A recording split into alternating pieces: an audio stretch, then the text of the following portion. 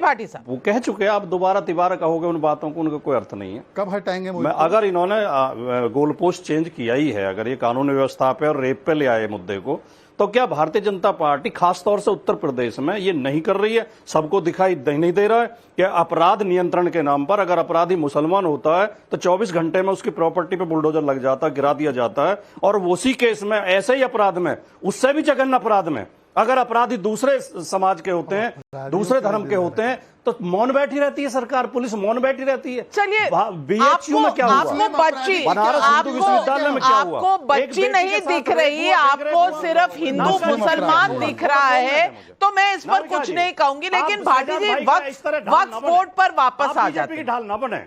नहीं, मुझे 2 वाक्य बोलने दें आप। मैं 2 वाक्य बोलने दें मुझे। नाविका जी, बीएचयू में कुणाल पांडे, सक्षम पटेल, आनंद चौहान रेपिस्ट होते हैं, इसलिए बीजेपी उन्हें बचाती है। और वो मध्य प्रदेश में जाकर बीजेपी का प्रचार करते हैं चुनाव में। 1 महीने तक अरेस्टिंग नहीं होती। और अभी एक नया केस हुआ बहराइच में, अरुण ने सीबा खान लड़की का सिर काट दिया। नहीं, मुद्दा भटकाने की जरूरत नहीं है, मुद्दा भटकाने की जरूरत नहीं है। नहीं, भाटी जी, मैं आपको मुद्दा नहीं भटकाने दूंगी, वो डिबेट किसी और दिन। आपने अपना पॉइंट कह दिया है, बोल दिया है। लेकिन अगर आपको वक्फ बोर्ड एक्ट पर कुछ नहीं कहना, तो मैं वारिस भाई, जो बहुत इस वक्त उत्तेजित है, वारिस भाई, शहजाद भाई ने चेंज किया।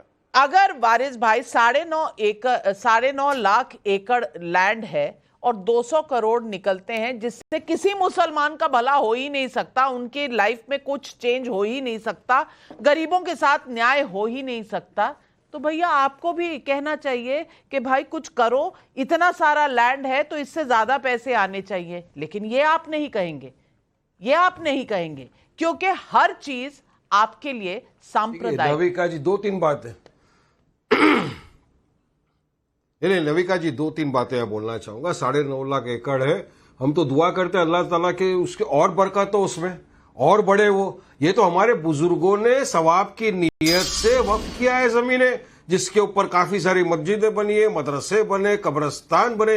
ये हमारे यतीमों का, हमारे विधवाओं का ये अधिकार है। मगर यही तो आ रहा है ना इनकी नजर में, इसलिए मैं बोल रहा हूं इनकी नीयत में खोट है। क्योंकि इनकी नीयत है कि किसी भी तरह इनकी वक्फ की जो जमीन है इसको कम कर दिया जाए, इसलिए अमेंडमेंट की बात कर रहे हैं। अब शहजाद पूनावाला ने बोल दिया, अरे किसी की भी चीज को बना देते हैं वक्फ। भाई साहब, पहले जरा पढ़ के आओ शहजाद पूनावाला साहब, कानून पढ़ो, वक्फ का एक्ट पढ़ो, फिर समझ में आएगा। कोई इंसान जब किसी चीज को वक्फ करता है ना, खुद की चीज होना चाहिए पहले, उसके बाद डॉक्यूमेंटेशन होता है, सब कुछ होता है, गवर्नमेंट में बाकायदा नोटिफिकेशन निकलता है, एक गैजेट आता है और उसके बाद डिक्लेयर होता है कि हाँ ये प्रॉपर्टी वक्फ की है। और काफी 8 लाख से ज्यादा हेडक्वार्टर को कैसे कर दिया के पास रजिस्टर्ड ताजमहल को कैसे वक्फ कर दिया? तो आप ताजमहल को कैसे वक्फ कर दिया? अरे बाबरी की जो थी वो भी वक्फ की प्रॉपर्टी है, जो आप मथुरा की बात कर रहे हो वो भी वक्फ की प्रॉपर्टी है। तो पूरा गवर्नमेंट का रजिस्टर, हम तो यही तो बोल रहे हैं ना कि आप मुसलमान के हित की बात नहीं कर रहे हो। देखो अच्छी बात नहीं है, आप लोग बोल रहे थे, मैं कितना खामोशी के साथ सुन रहा था, मुझे पता था कि आप लोगों के पास तर्क नहीं है। मैं जब तर्क की बात करूंगा, आप बीच में अयोध्या की पूरी जमीन वक्फ। अरे सुनिए मेरे भाई, नहीं भाटी जी एग्री करते कि नहीं? अरे सुनिए, बात को पलटा क्यों रहे हो, यहाँ भटका क्यों रहे हो? सुनो शहजाद पूनावाला साहब, आपने क्या कहा कि किसी ने वक्फ का एक्ट नहीं बोला, आपने देखा है क्या? तो फिर नाविका कुमार को बोलिए कि आप डिबेट क्यों कर रही है उसके ऊपर? नहीं, पोलराइज करने, मेरे को बोलने दो। नहीं शहजाद, मुझे बोलने दो, फिर मैं आपके ऊपर आऊंगा। देखिए, चाहे वो हो चाहे कोई भी हो, हमारे लिए तो सब बराबर। आपने कहा मुसलमानों के हित के लिए कर रहे हैं। अरे कौन से मुसलमान स्टेक होल्डर्स को आपने कॉन्फिडेंस में लिया था? चलिए बताइए। मुस्लिम पर्सनल लॉ बोर्ड तो आपत्ति उठा रहा है, दूसरे मुसलमान की जितनी भी संस्था है सब उस पर ऑब्जेक्शन ले रहे हैं। हाँ, कुछ है हमारे यहाँ भी कुछ लोग हैं बीजेपी के आरएसएस के एजेंट बन के मुसलमानों का चोला उड़ के घूम रहे हैं। 20 सेकंड का अवसर दीजिए, आपने स्पेसिफिक सवाल पूछा है, स्पेसिफिक जवाब लीजिए। कर देंगे क्या? सुन लीजिए, देश का मुसलमान, मैं स्पेसिफिक जवाब देना चाहता हूं, नहीं करेगा। आपकी अनुमति से स्पेसिफिक जवाब जाना चाहिए जनता के बीच में। नाविका जी, आपकी अनुमति हो तो मैं अपना 20 सेकंड में जवाब दे दूं। नाविका, मैं आपको सिर्फ इतना बताना चाहती हूँ वारिस भाई, 2009 तक आपके पास 4 लाख एकड़ तक की जमीन थी, जिसमें 3 लाख रजिस्टर्ड वक्फ संपत्तियां थी। और अगर इसको देखें तो अगले 13 सालों में पता कितनी लाख एकड़ हो गई? 8,72,000। कितने साल में? 10 अल्लाह और सालों में बरकत दे।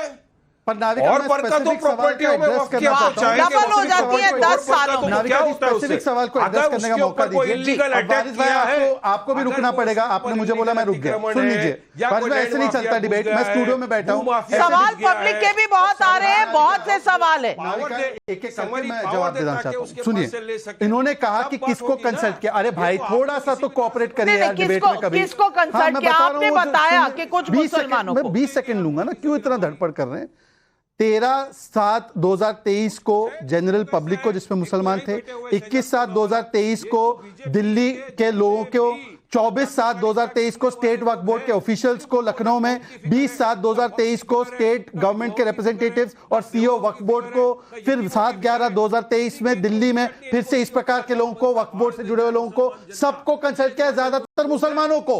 बताइए वारिस भाई, आप सुनने को तैयार नहीं वारिस है। भाई, सबको तो कंसल्ट किया है, अब क्या दिक्कत है? प्रॉपर्टी को बचाने के लिए नहीं, क्या अब तरीका है? क्या अरे वो दिक्कत है? वक्त की सबको तो प्रॉपर्टी को बचाने कंसल्ट के- किया है। झूठ बोलते अब हैं लोग। आपका ये भी बोलते ऑब्जेक्शन हैं, ओवर रूल हो गया। झूठ बोलते हैं, लेकिन शिशिर झूठ घाट बोलते पांडे हैं। का भोपाल से सवाल है, अगर हिंदू मंदिर की भूमि पर किसी का मालिकाना हक नहीं है तो वक्फ के लिए अलग नियम क्यों हो? रामकुमार शर्मा का करनाल हरियाणा से सवाल है, एक देश में अलग अलग कानून कैसे हो सकते हैं? अगर मंदिरों को सरकार कंट्रोल करती है तो वक्फ को क्यों नहीं? मिथिलेश सिन्हा का दरभंगा से सवाल है, कल को वक्फ बोर्ड वारिस जी की जमीन पर अपना अधिकार बताने लगे तो वो क्या करेंगे? ऐसे तो वक्फ बोर्ड पूरे देश की संपत्ति को अपना बताने लगेगा। महेंद्र हरित का कैथल हरियाणा से सवाल है, जब सबका फाइनेंशियल ऑडिट होता है तो वक्फ बोर्ड का ऑडिट क्यों नहीं? वारिस पठान, मुझे बस इस सवाल का जवाब दे दीजिए, फाइनेंशियल ऑडिट क्यों नहीं? अरे सब झूठ बोलते हैं। पूरा हर स्टेट में वक्फ के बोर्ड है, स्टेट गवर्नमेंट वक्फ के मेंबर अपॉइंट करती है, वहां पे ट्रिब्यूनल है, हर चीज का हिसाब किताब होता है, हर चीज रजिस्टर्ड है। इनके झूठ के वजह से तो आज देश बर्बादी उनके हिसाब किताब ऑडिट होते हैं, हाँ या ना? झूठ फैलाना, हाँ नफरत या फैलाना, ना? उसके सिवा है क्या बीजेपी के पास? किसको थ्रू आया ये बिल? अरे बिल किसके थ्रू आया पहले बताइए। आपके पास बिल है क्या रविका जी? बीजेपी ने कल मीडिया को बोला हम नया बिल लाने वाले हैं, आपका भी कुछ स्टेक था क्या इसमें? सब मीडिया लग गया। वारिस भाई, कुछ स्टेक था, जल्दी से बता दो मुसलमानों को।